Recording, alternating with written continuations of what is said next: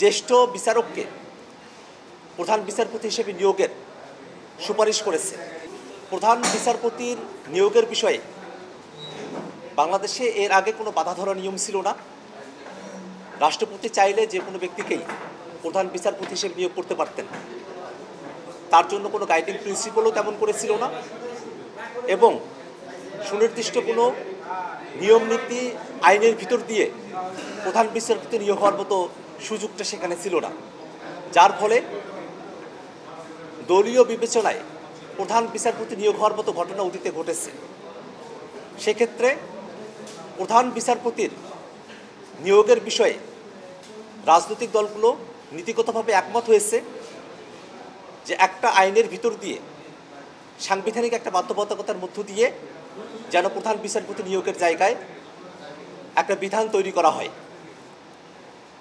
আজকে ঐক্যমত্য কমিশনের আলোচনায় কমিশনের তরফ থেকে প্রধান বিচারপতি নিয়োগের ক্ষেত্রে কর্মে প্রবীণতম ব্যক্তিকে প্রধান বিচারপতি নিয়োগ করার ব্যাপারে প্রস্তাবনা উত্থাপন করা হয়। আমরা জাতীয় নাগরিক পার্টি এনসিপির তরফ থেকে এর আগেও বলেছি যে যিনি কর্মে প্রবীণ এবং বয়োজ্যেষ্ঠতা সেই জায়গা থেকে যেন প্রধান বিচারপতি নিয়োগ করা হয়। অনেকে জ্যেষ্ঠতর দুইজনের কথা বলেছেন, কর্মে প্রবীণতম দুইজনের কথা বলেছেন।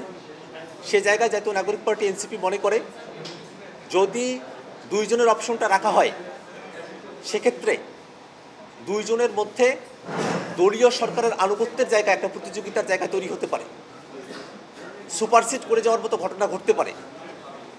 সে বিবেচনায় জাতীয় নাগরিক পার্টি এনসিপি জ্যেষ্ঠ বিচারককে প্রধান বিচারপতি হিসেবে নিয়োগের সুপারিশ করেছে। এই জায়গায় এখনো পর্যন্ত রাজনৈতিক দলগুলোর মধ্যে নীতিগতভাবে একমতের জায়গা তৈরি হলেও সর্বশেষ জ্যেষ্ঠতম বা জ্যেষ্ঠ দুইজন এই জায়গার মধ্যে সে আলোচনা থেমে আছে।